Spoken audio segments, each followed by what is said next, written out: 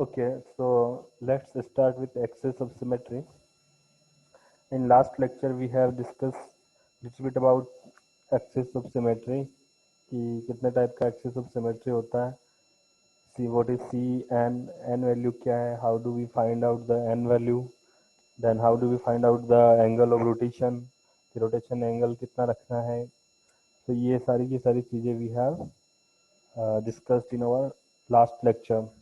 So today, in continuation of that lecture, we will start the discussion about axis of symmetry.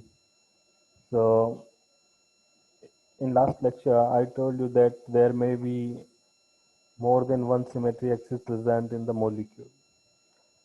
किसी भी molecule के अंदर एक से ज़्यादा symmetric axis present हो सकती है. For example, कोई molecule like benzene molecule है. So benzene molecule has C6 principal axis और C6 main axis present होती है उसमें C6 where n value is 6 and rotation angle is 60 degree. So but ऐसा ज़रूरी नहीं है कि there is only C6 will be present. C6 भी है वहाँ पर. There may be C2 also, there may be C3 also. यानी कि C2 भी हो सकती है, C3 भी हो सकती है. It means we can say that in a molecule there may be more than one symmetry axis. यानी कि एक से ज़्यादा symmetry axis भी present हो सकती है in a molecule. नहीं भी हो सकती है but हो भी सकती है. So now how can we distinguish them? अपन उन दोनों को distinguish कैसे करेंगे? So both axes are known as principal axis, first principal axis, and जो दूसरी present होगी those will be known as subsidiary axis.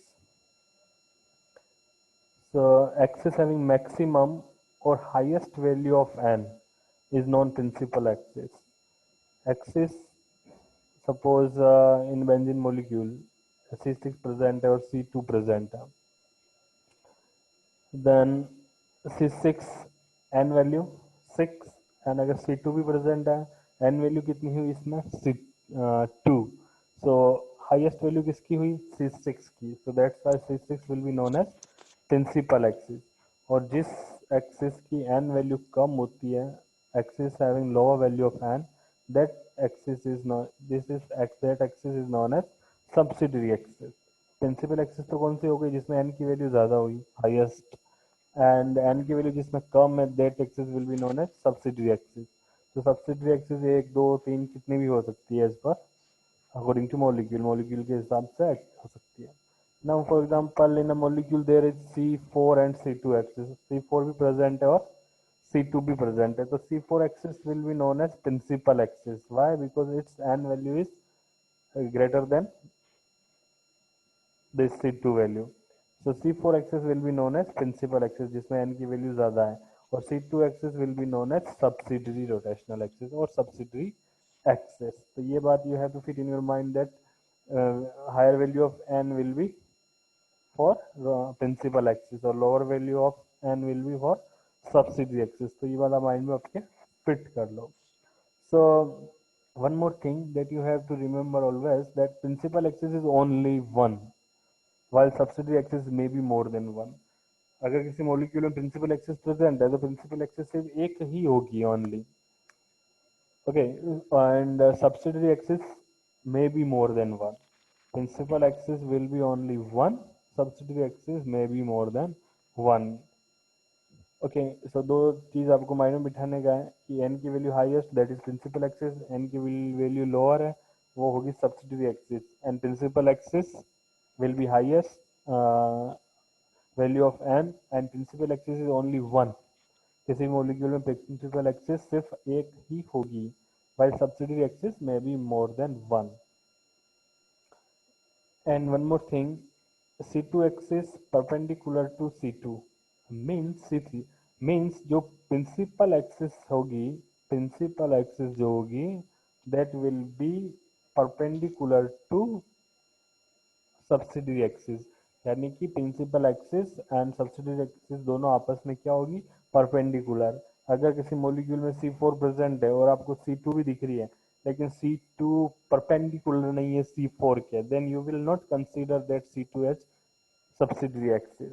Condition क्या है, इनको आपस में परपेंडिकुलर होना जरूरी है, दोनों को आपस में परपेंडिकुलर, परपेंडिकुलर मतलब 90 डिग्री का एंगल तो होना ही चाहिए दोनों में, otherwise that axis will not be considered as subsidiary axis. So this is another condition to be subsidiary axis.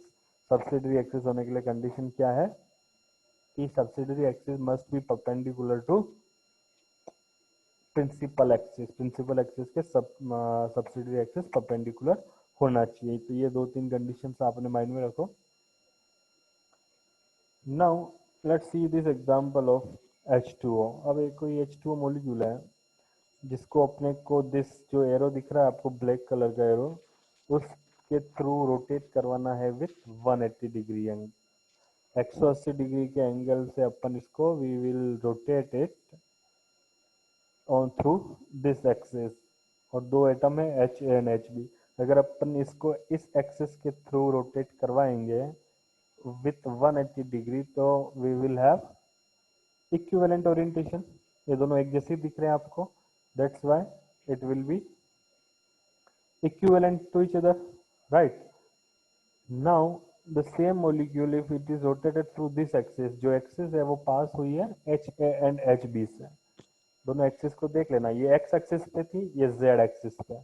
तो ये अगर एक्सिस पास करते हैं, if we pass the axis through H A and H B atoms, तो क्या होगा, और रोटेट करवाते हैं with the same 180 degree angle, तो क्या होगा, अपने को कुछ मॉलिक्यूल इस टाइप का मिलेगा। अगर मॉलिक्यूल इस टाइप का मिलता है तो दोनों एक जैसे नहीं दिख रहे क्योंकि ये उल्टा सीधा दिख रहा है। Okay, so that's why this will not B equivalent orientation. और कंडीशन क्या है कि अगर इक्विवेलेंट ओरिएंटेशन नहीं मिलता है तब अपन उस एक्सिस को, इमेजिनरी एक्सिस को we can't consider as axis of symmetry. तो इस केस में क्या होगा, ये जो एक्सिस है ये एक्सिस सिमेट्रिक एक्सिस नहीं होगी। रीजन, बिकॉज इस एक्सिस के थ्रू रोटेट करवाने के बाद we are not getting equivalent orientation, that's why this axis will not be consider as axis of symmetry. Clear? But इस केस में क्या हो रहा था, ये जो एक्सिस है, इस एक्सिस के केस में क्या हो रहा था, if we were rotating this molecule through this axis with 180 degree angle, 180 degree के एंगल से इसको रोटेट कर रहे थे, तो we were getting equivalent form, that's why we can consider this axis as symmetric axis, but this axis in this we cannot consider this axis as symmetric axis. So no any other axis, only C2 principal axis. So अगर अपन water molecule देखें, if we see the water molecule, so we can say that there is only one axis present, कोई दूसरी C2 या दूसरी axis present नहीं है, केवल एक ही C2 एक्सिस प्रेजेंट है। So that's why principal axis क्या हो गई, C2।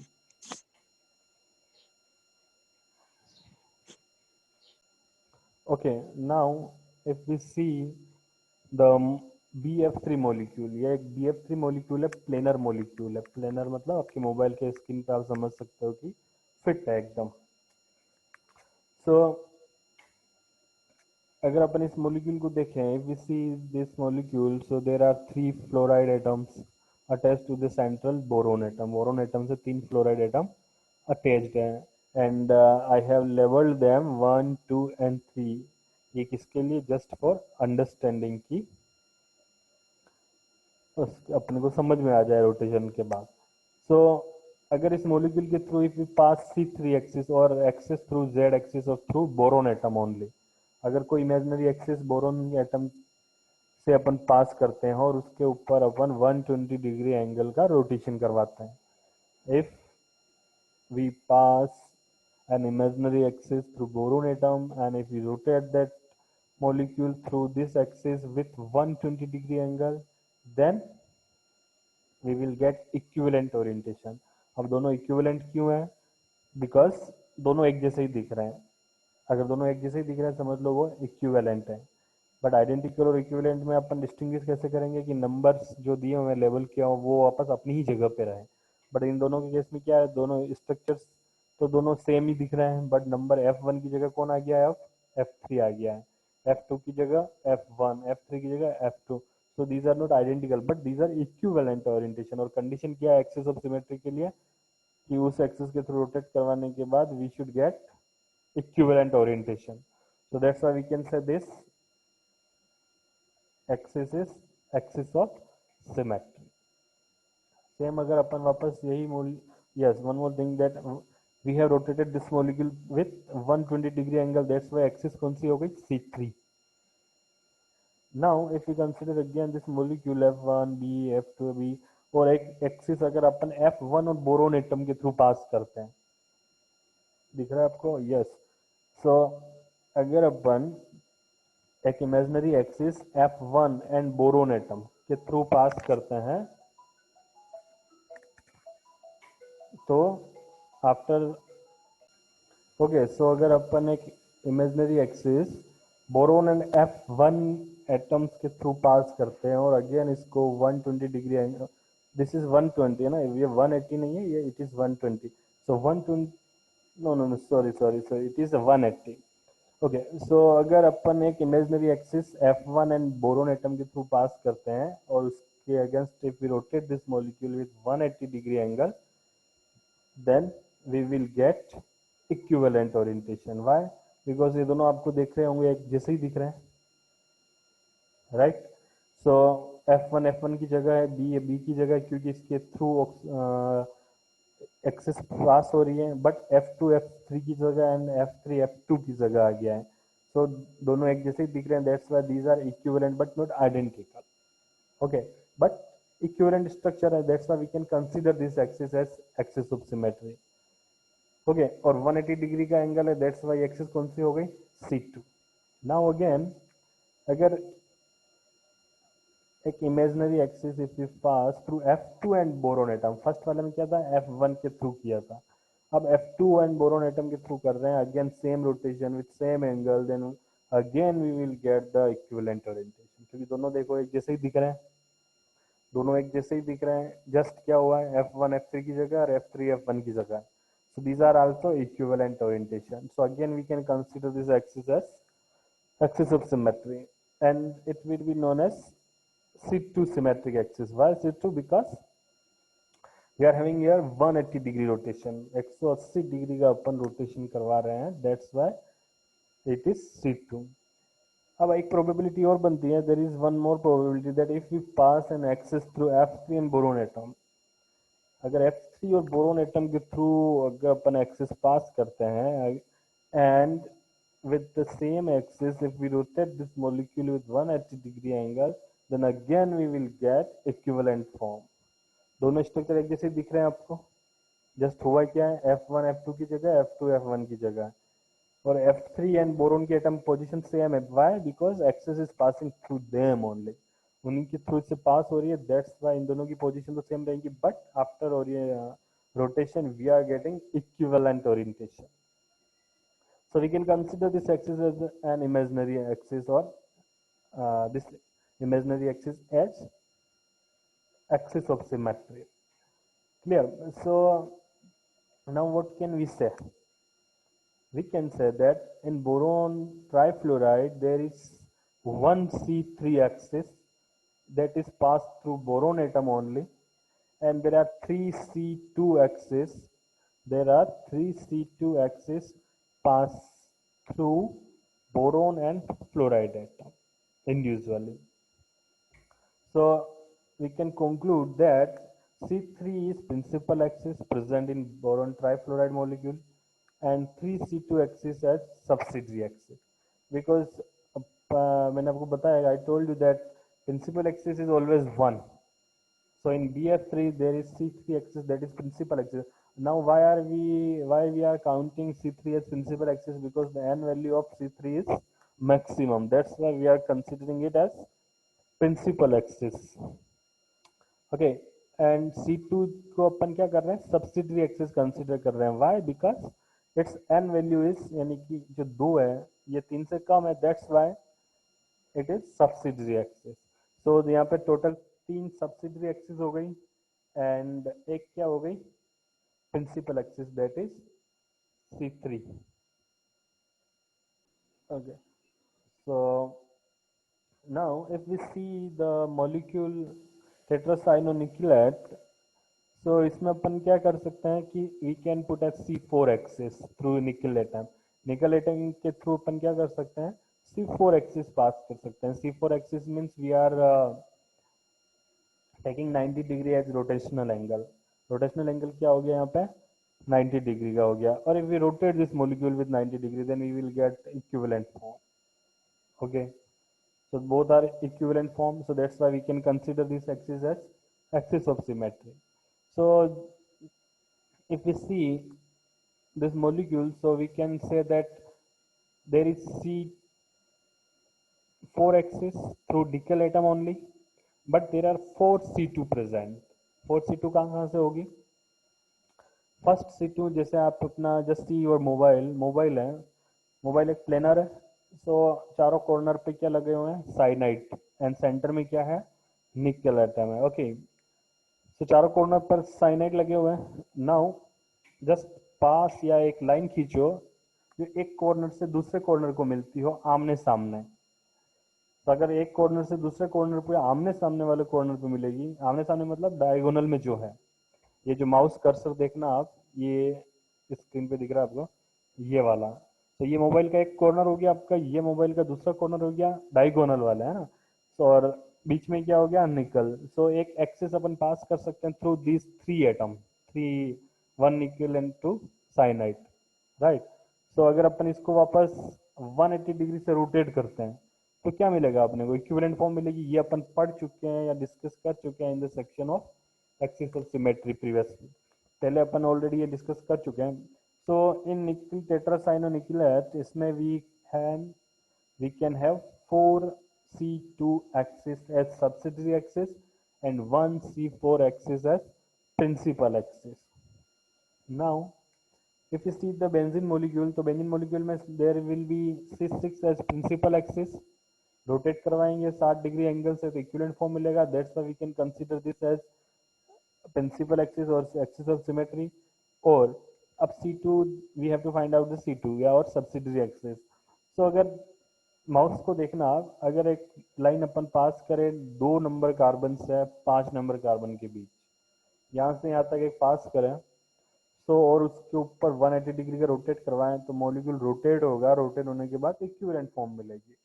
Similarly, if we pass the axis through 1 and 4 carbon atom, then again we will get equivalent form if we rotate it with 180 degree rotation.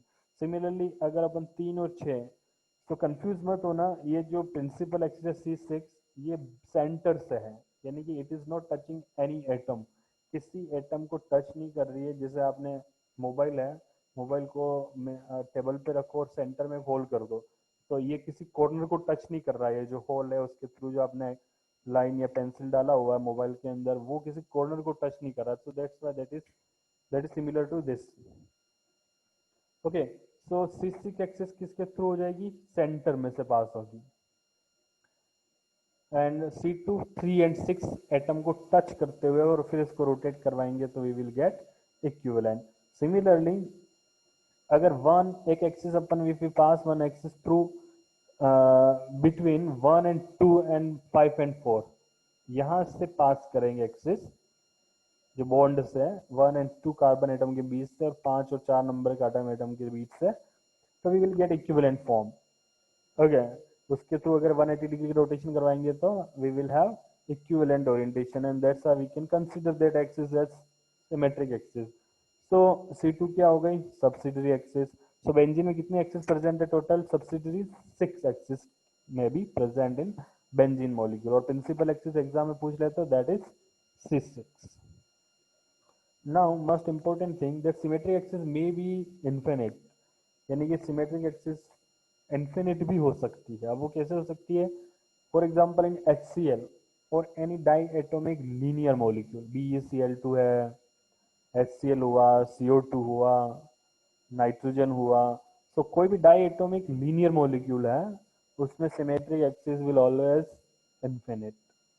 Just see this HCl, अगर HCl के through अपन एक H और Cl के through अगर एक axis pass करें तो उसको कितना ही रोटेशन दे दो आप, n नंबर रोटेशन, उसके बाद we will get n number of equivalent form. That's why that is infinite axis. तो ये this thing you have to remember that for diatomic linear molecule there is infinite symmetry axis.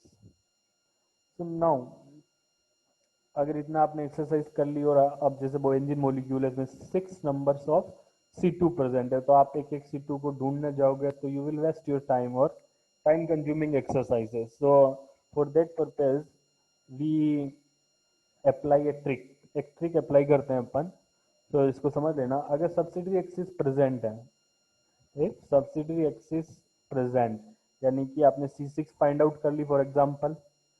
अब कोई भी आपको लगता है कि यार इसमें C6 C2 प्रेजेंट हो सकती है, सब्सिडरी एक्सिस में भी प्रेजेंट, तो आपको काउंट करने की जरूरत नहीं है कि how many C2 will be present है. Just you have to apply this trick. तो अगर आपको एक भी C2 नजर आ जाती है, एक भी C2 आपको लगता है कि इसमें प्रेजेंट है, तो total number of subsidiary axis will be equal to 0 और वैल्यू ऑफ n. मीन्स अगर आपको C2 नजर नहीं आ रही है तो वो क्या होगी 0, और अगर एक भी C2 नजर आ रही है तो उसकी वैल्यू कितनी हो जाएगी n के इक्वल. फॉर एग्जांपल अगर if we have C3 principal axis, if we are having principal axis that is C3, so there are two probability. First, there may be 0 C2 means there is absence of subsidiary axis, कि वहां पे subsidiary axis present भी हो absent हो सकती है. So we will say that there is 0 C2. And second probability is there may be 3 C2. यानी कि आपको बार बार अगर एक भी C2 नजर आ जाती है तो बार बार you don't need to count them कि कहाँ कहाँ से पास हो रही है, कितनी C2 होगी. Just you have to use this formula trick कि जो प्रिंसिपल एक्सिस की n वैल्यू है, जो प्रिंसिपल एक्सिस का n वैल्यू है, वही नंबर में C2 will be present. Okay, for example BF3. अगर अभी अपन just in last slide we have discussed about BF3 that there are 3 subsidiary axes and 1 principal axis. So BF3 में क्या होता है कि C3 is a principal axis. So इस फॉर्मूले के थ्रू या तो 0 C2 होगी या फिर 3 C2 होगी. So एक C2 ना आपको नजर आ जाती है तो जस्ट 3 C2. 3 कहाँ से आया ये, जो n number of principal axis का जो n वैल्यू है. Similarly, if we have C4 axis, so there are also two probabilities that there may be 0 C2 or there may be 4 C2. For example, if we consider PTCl4, so there is C4 as a principal axis and 4 C2 are present. So ये example तो हो गया अगर C2 present है. अगर C2 present नहीं है, so if we consider the example H2O, इसमें एक C2 ही प्रिंसिपल एक्सिस है. अभी अपन ने डिस्कस किया था C2 एक प्रिंसिपल एक्सिस है, तो इसमें भी दो प्रोबेबिलिटी हो सकती है, 0 C2 प्रेजेंट हो सकती है और 2 C2 प्रेजेंट हो सकती है extra. But in case of water, जैसा अपन as we have discussed that there is C2 principal axis and there is no other C2 present in water molecule. Water molecule में C2 एक ही present है, उसके अलावा कोई C2 प्रेजेंट नहीं है. So that's why we can say that in water molecule there is only principal axis present and that is C2. और दूसरी जो सब्सिडरी एक्सिस है वो एब्सेंट है in case of water molecule.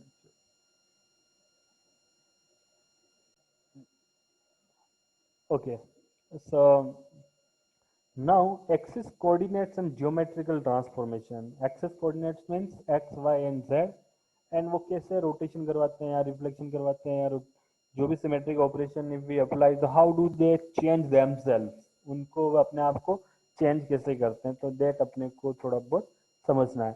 So for example, if we have z, x and y, z axis, x axis and y axis.